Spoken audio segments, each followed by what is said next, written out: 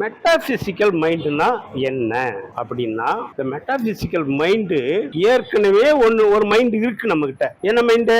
Physical mind. புலன் உணர்வுகளால் தெரிஞ்சுக்கிட்ட அறிவு இருக்கு. அதை பயன்படுத்தி சில விளையாட்டுகளை இது நடத்தும், சில முடிவுகளை எடுக்கும். இதை பொறுத்துதான் நம்முடைய வாழ்க்கை பாதை அமையும். சார், நீங்க நல்லவரா கெட்டவரா?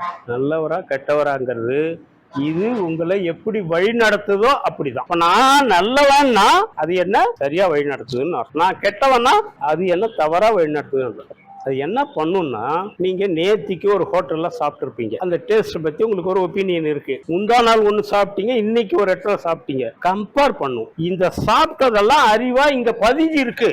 இந்த பதிவை இது பயன்படுத்தி முடிவு எடுக்குது. அந்த ஹோட்டல் நல்லா இல்ல, இனிமே அதுக்கு போவானா இங்க போகும். இப்ப கலெக்ஷனை வச்சு டெசிஷன் எடுக்கிறது எது அப்படின்னா மெட்டாபிசிக்கல் மைண்டு. அது டெசிஷன் சரியா எடுத்து உங்களை வழி நடத்துனா நீங்க சரியான ஆளு, அது தப்பா எடுத்து உங்களை வழி நடத்துதுன்னா நாம தப்பான ஆள்.